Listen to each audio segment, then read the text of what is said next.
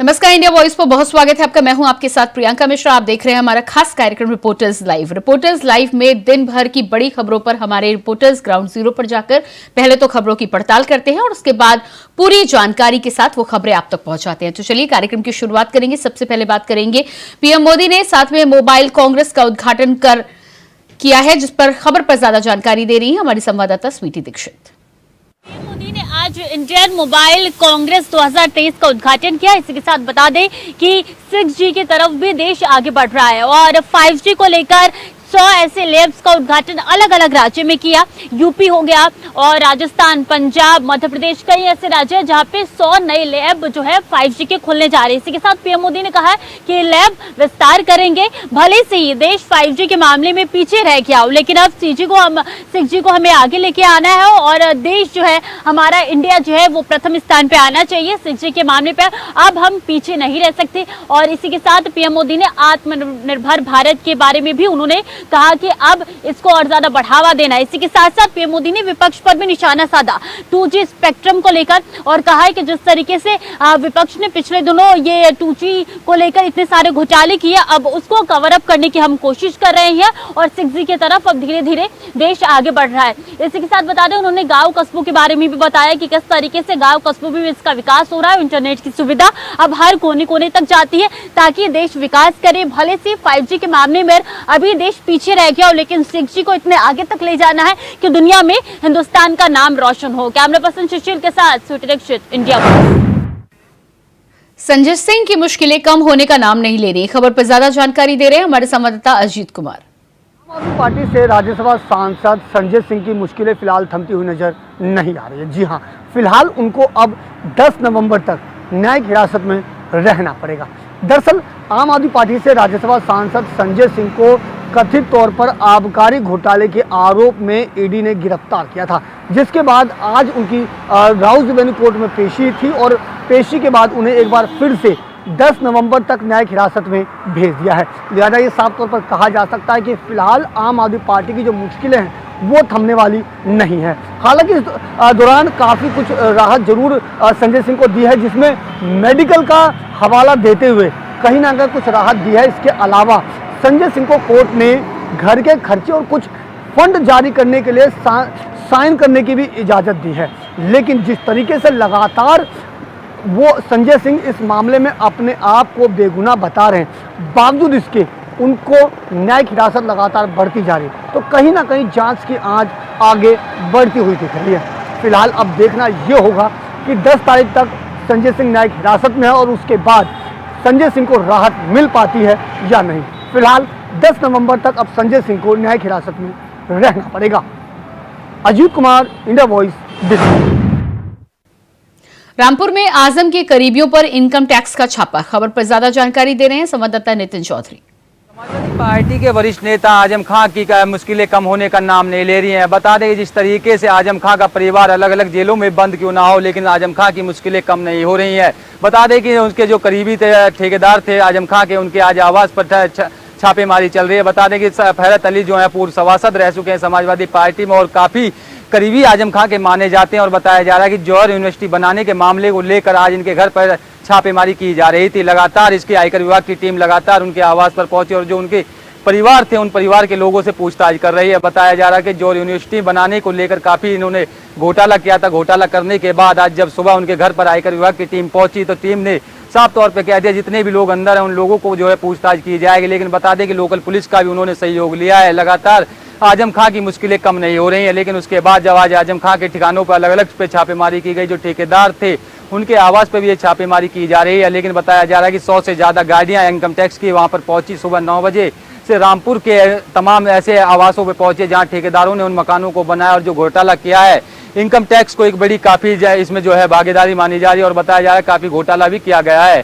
Cameraman सुशील के साथ मैं नितिन चौधरी, इंडिया वॉइस, दिल्ली।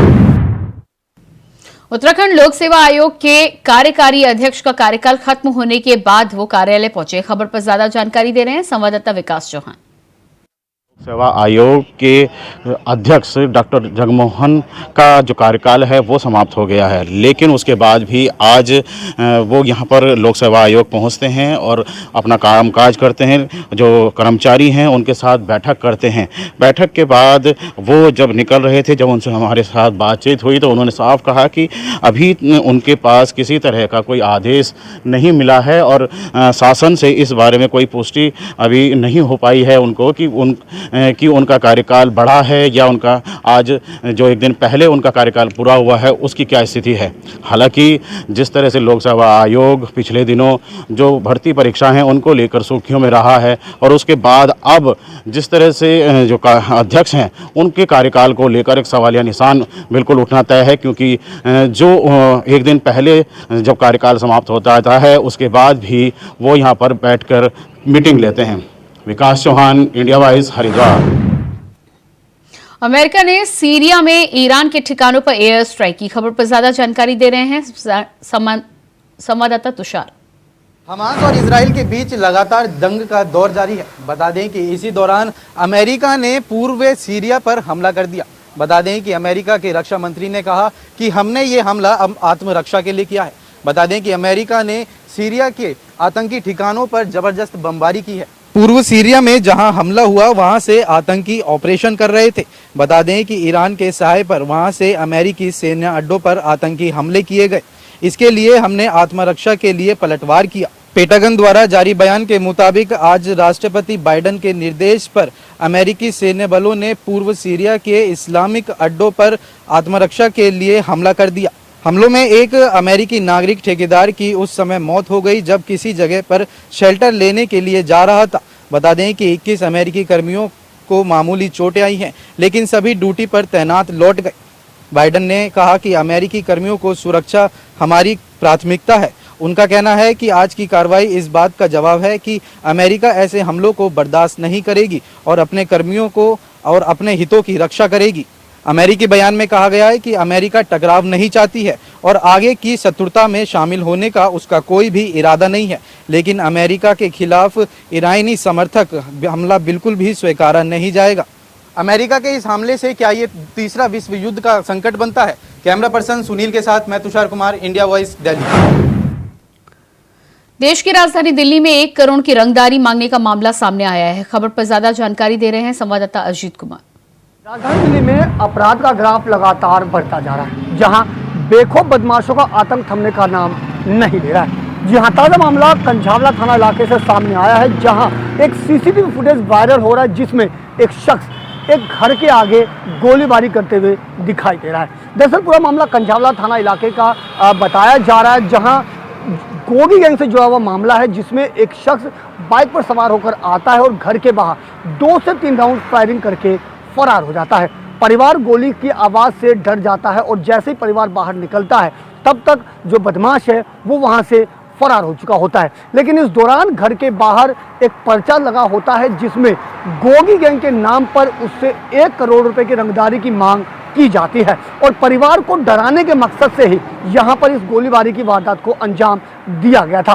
फिलहाल इस मामले में कितने लोग हैं अभी तक इसका खुलासा नहीं हो पाया है, लेकिन सीसीटीवी के आधार पर कंझावला थाना पुलिस ने मामला दर्ज कर लिया है और सीसीटीवी के आधार पर आगे जो आरोपियों की पहचान की जा रही है। साथ ही इस मामले में जेलों से जुड़े गैंगस्टर से लोगों को भी एक लिस्ट तैयार की जा रही है और ये पता लगाया जा रहा है कि कौन कौन लोग इस मामले में शामिल हो सकते हैं। फिलहाल पुलिस की तरफ से इस पर कोई भी आधिकारिक बयान सामने नहीं आया है, क्योंकि पुलिस इस मामले में कुछ भी कहने से बचती हुई नजर आ रही है। लेकिन देखना होगा कि अब कब तक जो आरोपी हैं वो पुलिस की गिरफ्त में होंगे। लेकिन कहीं ना कहीं इस मामले ने एक बात जरूर साबित कर दी है कि दिल्ली में बेखौफ बदमाशों का आतंक लगातार बढ़ता जा रहा है। लिहाजा देखना लाजमी होगा कि आरोपी कब तक पुलिस की गिरफ्त में होते हैं। Ajit Kumar, India voice, Delhi. चंदौली में डीएम ने मतदाता पंजीकरण का विशेष अभियान का शुभारंभ किया है। खबर पर ज्यादा जानकारी दे रहे हैं संवाददाता पवन पांडे। पंडित कमलापति त्रिपाठी राजकीय स्नातकोत्तर विद्यालय जो कि चंदौली मुख्यालय पर स्थित है, यहाँ पर आज डीएम निखिल टीकाराम फुंडे द्वारा मतदाता पंजीकरण अभियान, विशेष अभियान का शुभारंभ किया गया। अब हमारे पीछे की तरफ देख रहे होंगे, ये बैनर है जो भारत निर्वाचन आयोग द्वारा ये जो बनाया गया है। यहाँ पे जो ये विशेष ये संक्षिप्त पुनरीक्षण कार्यक्रम 2024 का ये शुभारंभ डीएम निखिल टीकाराम फुंडे ने किया है। आपको बता दें कि ये दिनांक 27 अक्टूबर 2023 से ये 9 दिसंबर 2023 तक, यानी कि 3 महीने तक ये अभियान विशेष तौर से चलाया जाएगा। आपको बता दें कि इसमें 3 तरीके के फॉर्म रखे गए हैं, जो कि फॉर्म 6, फॉर्म 7 और फॉर्म 8। इन तीनों जो फॉर्म 6 है, प्रथम बार आवेदन कर रहे नए मतदाता के ये जो पंजीकरण हेतु है। और सेकंड, मैं अपने कैमरामैन से कहूँगा थोड़ा सा उस पर फोकस करें और दिखाएं। जो फॉर्म 7 है वो निर्वाचन नामावली में नाम सम्मिलित करने के प्रस्ताव पर आपत्ति एवं पूर्व में शामिल नाम को अपमार्जित कराने वास्ते है। और फॉर्म 8 जो है वो निवास परिवर्तन, मतदाता सूची में संशोधन, मतदाता फोटो पहचान पत्र का प्रतिस्थापन, दिव्यांग मतदाताओं का ये चिन्हांकन हेतु किया गया है। आपको बता दें कि इस अभियान के कार्यक्रम में यहाँ पे विशेष तौर पे इस जो विद्यालय की बच्चियाँ हैं, यहाँ पर ये लोग भी भारी संख्या में उपस्थित हैं। साथ में ही इस कार्य को जो जोरों शोरों पे जो इसको अंजाम देंगी, और साथ में यहाँ पे बीएलओ भी मौजूद हैं। आपको बता दें कि इस कार्य का शुभारंभ आज डीएम निखिल टीकाराम फुंडे द्वारा किया गया है। पवन Pandey, India voice, Chandauli.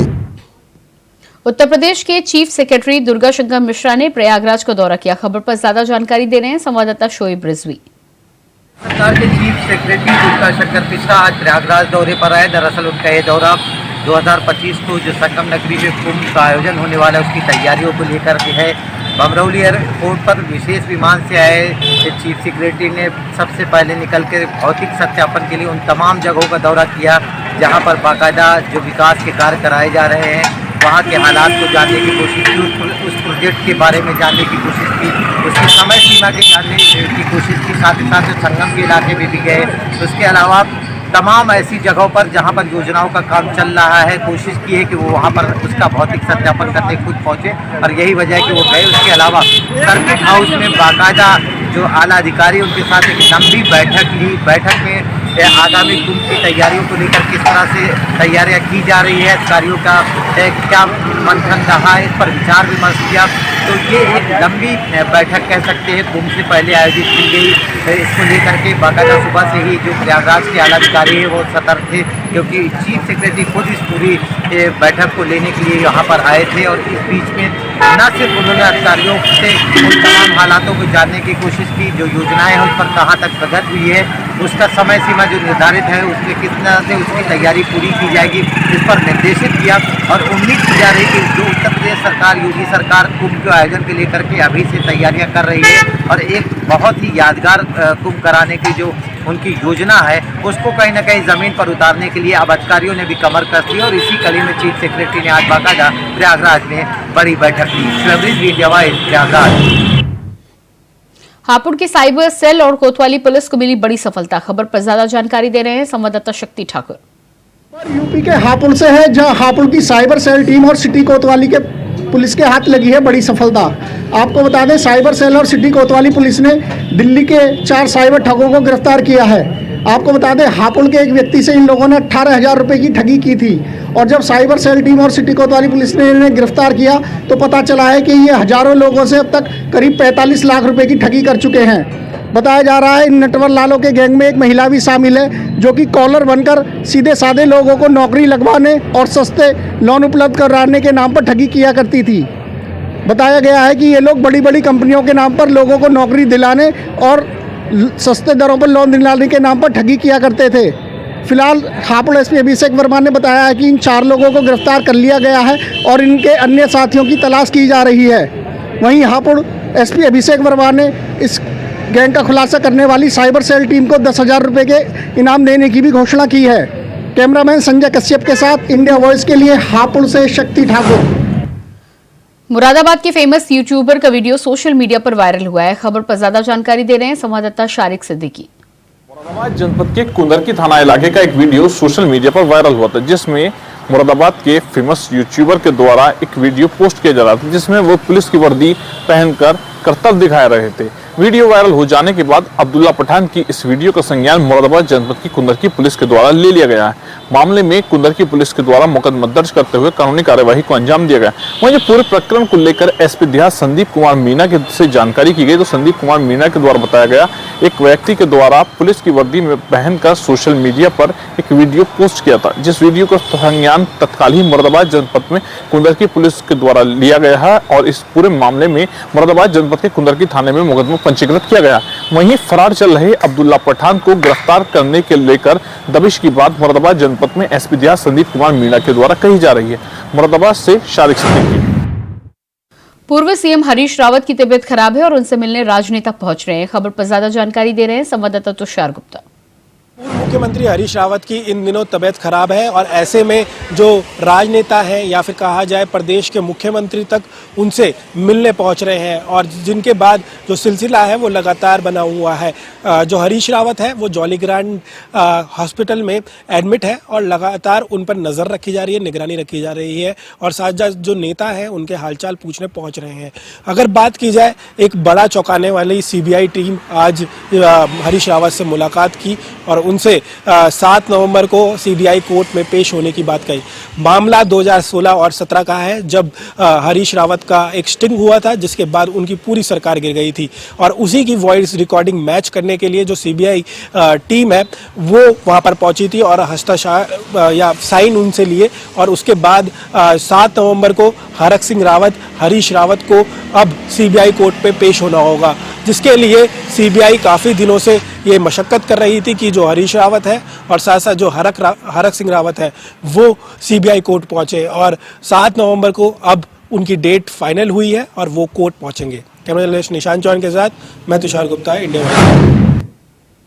Uttarakhand STF ने 21 करोड़ की ठगी के मास्टरमाइंड को गिरफ्तार किया है। खबर पर ज्यादा जानकारी दे रहे हैं संवाददाता तुषार गुप्ता।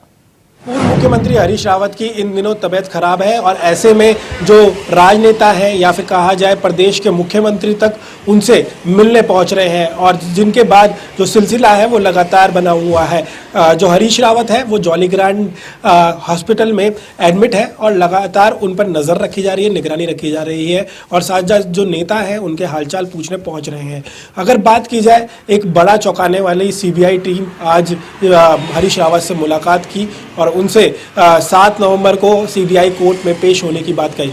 मामला 2016 और 17 का है, जब हरीश रावत का एक स्टिंग हुआ था जिसके बाद उनकी पूरी सरकार गिर गई थी और उसी की वॉइस रिकॉर्डिंग मैच करने के लिए जो सीबीआई टीम है वो वहां पर पहुंची थी और हस्ताक्षर या साइन उनसे लिए और उसके बाद 7 नवंबर को हरक सिंह रावत, हरीश रावत को अब सीबीआई कोर्ट पे पेश होना होगा, जिसके लिए सीबीआई काफ़ी दिनों से ये मशक्कत कर रही थी कि जो हरीश रावत है और साथ साथ जो हरक सिंह रावत है वो सीबीआई कोर्ट पहुंचे और 7 नवंबर को अब उनकी डेट फाइनल हुई है और वो कोर्ट पहुंचेंगे। कैमरा जर्नलिस्ट निशांत चौहान के साथ मैं तुषार गुप्ता, इंडिया वाइज। मिर्जापुर में एक बस दुर्घटनाग्रस्त हो गई जिसमें कई लोग घायल हो गए। खबर पर ज्यादा जानकारी दे रहे हैं संवाददाता कमलेश कुमार। मिर्जापुर जिले के संत नगर थाना के पास एक हुई बस दुर्घटना। आपको बताते चले कि ये बस मिर्जापुर से हलिया जा रही थी, जिसपे 35 से 40 लोग सवार थे इस बस में और ये हलिया जाने के दौरान रास्ते में ददरी बंधा के पास एक मोड़ था। मोड़ की वजह से वो नियंत्रित होके वो बस जो है पलट गई, जिसमें से 35-40 जो वो थे उसमें सवार थे, उसमें से 5 लोग तत्काल पर 5 लोगों की तत्काल ही मौके पर मृत्यु हो गई, जिससे 2 बच्चे और एक महिला और एक ड्राइवर, एक और बच्चे साथ में कुल मिला के 5 लोग मौके पर मृत्यु। बाकी जितने शेष बच्चे हैं उन लोग में गंभीर रूप से सबको चोटें आई है, जिससे इसकी सूचना मिलते ही गांव के लोग दौड़े और चीख पुकार की आवाज वहां होने लगी।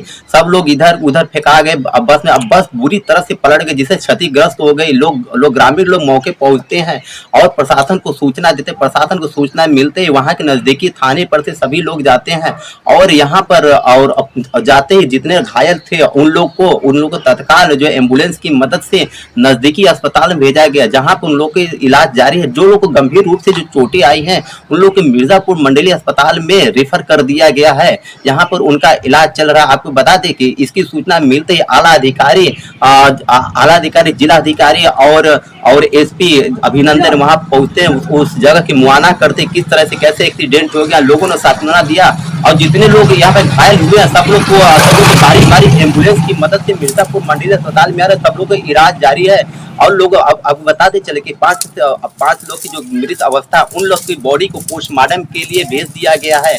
मिर्जापुर के जो सांसद ने बताया कि जो है कि इस तरह से उन लोग को छोटे, उसको उन्होंने दुख व्यक्त किया है जो मरे हुए हैं, जिनको पोस्टमार्टम के लिए भेजा गया। बाकी लोग को बेहतर इलाज के लिए आदेश दिया, मंडलीय अस्पताल में इलाज चल रहा है। हमारे सहयोगी मनोज अग्रवाल के साथ कमलेश कुमार, इंडिया वाइज। आगरा के जिला अस्पताल में सुविधाओं का अभाव देखने को मिल रहा है। खबर पर ज्यादा जानकारी दे रहे हैं संवाददाता आमिर कादरी। आगरा जिला अस्पताल में अब सुविधाओं का लगा है अंबार। दरअसल एक बेटा अपनी मां को गोद में उठाकर जिला अस्पताल में डॉक्टर के पास ले जाता हुआ दिखाई दिया।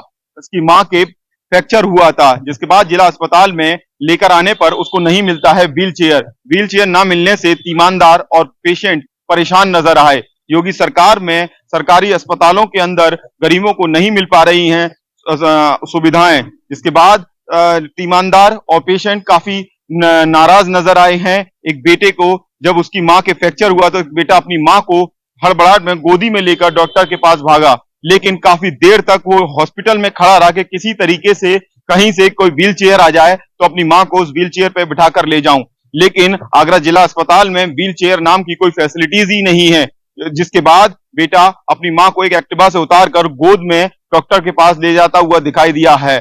जिम्मेदार अधिकारियों से पूछने पर एक रटा रटाया जवाब देते हैं कि जांच कर देंगे जवाब। आगरा से अमन कपूर के साथ में Aamir Qadri, India voice. Agra police ने कार्रवाई करते हुए एक लूट का खुलासा किया है। खबर पर ज्यादा जानकारी दे रहे हैं Aamir Qadri. Agra police commissioner doctor Pratinder Singh के इंस्ट्रक्शन पर आगरा के थाना सिकंदरा पुलिस को एक बड़ी सफलता हासिल हुई है। दरअसल 2 दिन पहले आगरा में 3 बदमाशों ने एक ज्वेलर्स की दुकान में लूट की घटना को अंजाम दिया था, जिसके बाद आगरा सीपी के आदेश पे एक टीम को डिप्लॉयड किया गया था। आगरा में बदमाशों के साथ पुलिस की मुठभेड़ हुई। मुठभेड़ के दौरान आगरा पुलिस द्वारा फायर करने पर एक बदमाश के पैर में गोली लगी। आगरा पुलिस की आक्रामक कार्रवाई को देखते हुए 2 बदमाशों ने आगरा पुलिस के सामने अपने घुटने टेक दिए, जिसके बाद आगरा के थाना सिकंदरा पुलिस ने 3 बदमाशों को गिरफ्तार किया है। गिरफ्तार किए गए बदमाशों के कब्जे से मोबाइल फोन, ज्वेलरी, मोटरसाइकिल और कारतूस और बंदूक बरामद की हैं। साथ ही इंटेरोगेशन में मास्टरमाइंड से पता किया गया कि ये लूट की घटना क्यों की गई थी, जिसके बाद खुलासा हुआ है कि मास्टरमाइंड की पत्नी को महंगे गहने पहनने का शौक था, जिसके लिए मास्टरमाइंड ने इस प्लान को किया और एक ज्वेलर्स के यहाँ लूट की घटना को अंजाम दिया था। जिसके बाद आगरा पुलिस ने इस लूट की घटना का खुलासा किया है। आज डीसीपी सिटी सूरज रॉय ने प्रेस कॉन्फ्रेंस कर इसका खुलासा किया है। एसीपी मयंक तिवारी की लीडरशिप में इंस्पेक्टर सिकंदरा आनंद कुमार शाही द्वारा यह कार्रवाई की गई है। आगरा से अमन कपूर के साथ में आमिर कादरी, इंडिया वॉइस। और इसी के साथ रिपोर्टर्स लाइव में इतना ही। खबरों का सिलसिला जारी रहेगा। नमस्कार।